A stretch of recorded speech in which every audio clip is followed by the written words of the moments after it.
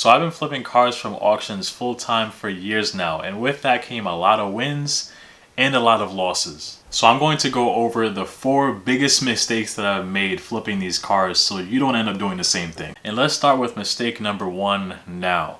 So it actually happened with the first time that I've been to a dealer auction in person. And I mean, when I went, I was so excited because the amount of cars that were there and the deals that I was seeing going on some of these cars, which was insane. There was one car in specific that I saw. It was a 2000 GMC Sierra pickup truck, and it was going for crazy prices already. I mean, it started off at like $100, $200. You know, I started bumping up from there. I jumped into the bid, and it was for like $700 as my top bid.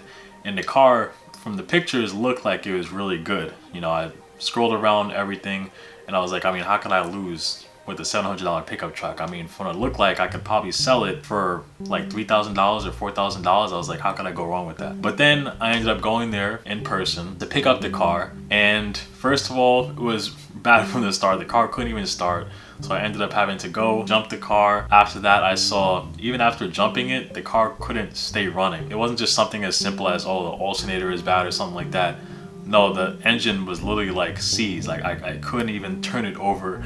Even when I got it home and started playing with it a little bit, the engine was seized. It was basically completely shot. So after that, I ended up having to just try to get most of my money back, just taking it to the junkyard and get it back like that. Which thankfully I did. I mean, it was only $700 that I had to put into it, so it wasn't too tough of a thing. But that did teach me my first lesson, which was my first mistake of just not checking out the car in person.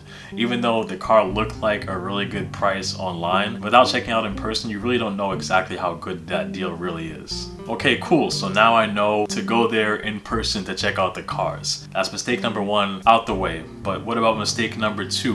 Well, this one, it happened actually at the same exact auction. I went back there, went checking out all the cars in person. I had my own run list of cars to check out, all that stuff, and I saw one car in particular that really caught my eye. It was a van. It was like a 2005 Chrysler Town and Country, something like that, and it was a great driving van. I even took it down the lane, drove it down, and shifted through the transmissions. It didn't look like it had any codes on it when I scanned it up as well. So I ended up bidding for it, won it. It wasn't that expensive of a car either. I think I probably got it for around like $1,200 or $1,000, something like that, really cheap. Came back, paid for everything, drove it back home, and the moment right before I drove it back home, I saw a check engine light end up coming up. So I ended up scanning up the check engine light, and lo and behold, it just happened to be a catalytic converter problem. It was like a P0420, something like that. And unfortunately, in my state at least, getting a new catalytic converter for that car would be no expensive to get one that's like really legit for that car. It probably would have been like well over $1,000, which is more than I paid for the van itself. So it really wasn't worth it. I believe I ended up just having to just sell it as it was and just report that it was a bad catalytic converter problem. Again, I ended up getting my money back, but that was another car where I was expecting to actually make profit, not just get my money back off of it. So that leads me into the lesson from mistake number 2, which is just making sure that not only you're checking that engine light and checking to see what codes are in the system, but also checking to see the I am readiness status as well. A lot of these dealers and a lot of the people that sell the cars through the auction end up clearing the codes before they even bring them through the lanes as well.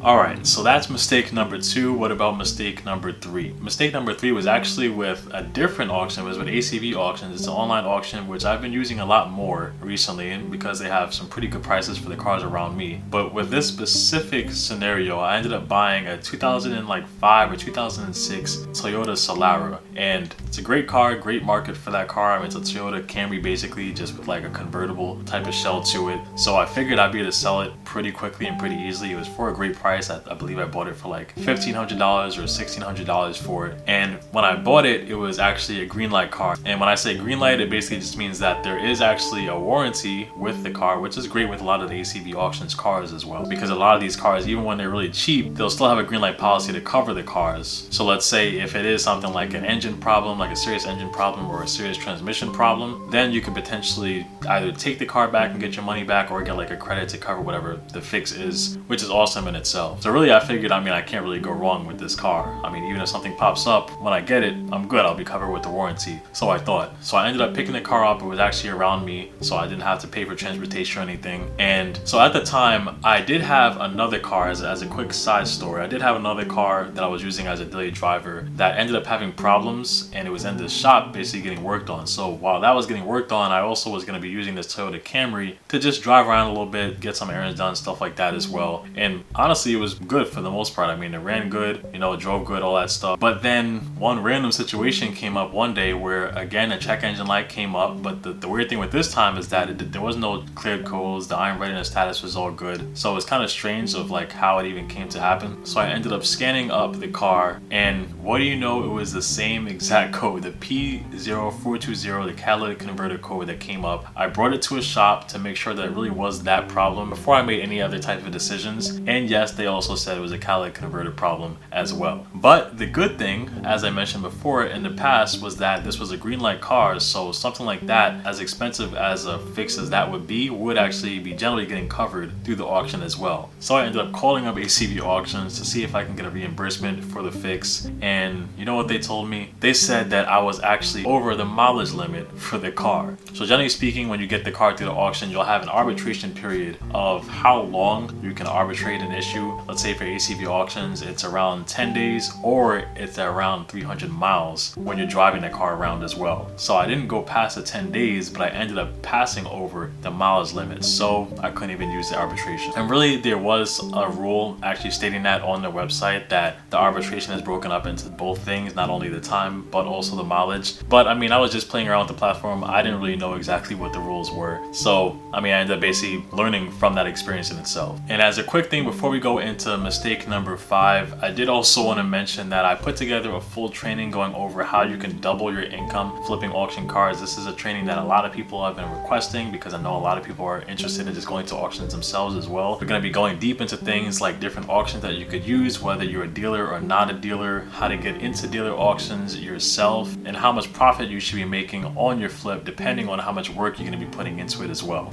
If you want access to that training, it's completely free. Just go to the link in the description below. This one, I'm gonna go back to one of the auctions that I went to in person. So I already learned all the things before, from just making sure that I'm going there in person to check out the car. I'm checking the iron readiness status, making sure there's no cleared codes. And I came across this one car. I believe it was like a 2010 Ford Fusion. And again, everything looked great with the car. There was just one code that ended up coming up. It seemed like it would be a pretty simple fix. I think it was like, I don't know, like some type of sensor. The code that it came up with, I forgot exactly what the code was called, but just from doing a quick search online, it basically just pulled up that it would potentially just be some type of sensor that would need to be changed to fix that code for the car. So I ended up bidding for the car. Great, I won it. I got it back home, and then I went right into trying to fix the car. To change out that sensor for that car, it actually was a really simple thing. So I figured if the sensor didn't work, I could just take the sensor out, put the old one back in, and then get the refund myself. And that's basically what ended up happening. I put the sensor in, nothing changed, the code was still there. And then after just driving the car around a little bit more, not the crazy amount more, but a little bit more, the car started making some really funny noises. And it really was like a clicking noise that ended up coming up. It was like a clanking noise that was coming from the engine bay. And of course that was a little alarming. You never really want to hear noises like that. So I ended up pulling over, and really after that, just trying to start the car up again was kind of a struggle. So I had to take it over to the shop. They diagnosed the car themselves, and they ended up finding out that it was a timing chain that went wrong with the car. And with this car, it wasn't just a simple change to be able to do, where it would just take a couple hours to do. No, they literally had to take the whole engine out to do the whole timing chain job, which would have taken thousands of dollars to do as well, or basically just replace the whole engine. And this was for a car that I paid around $1,500 for, so it definitely would have been worth it doing that whole fix myself. Now, what annoyed me was looking back, I was like, man, how did that even happen? Because I figured that that code would actually link to whatever that sensor was that I changed. But looking into it deeper, I looked at whatever the common problems were for that car, and I saw that that was literally like the most common problem for that car, like timing chain problems, and with that specific code linked to it as well. So if I would have just done a quick search before bidding on that car, and I saw that that common problem came up, then I would have known, all right, it's a pretty good chance that that code is going to have a timing chain issue later on, which would really change up if I wanted to go for the car or not. Make sure that you're checking for the common problems for the cars as well. Don't just go assuming whatever the issue is as simple as it is. especially when you're at an auction when realistically you can only check the car but so much. But that's everything. Make sure you get your training showing you how to double your income flipping auction cars, and I'll see you in the next one. Peace.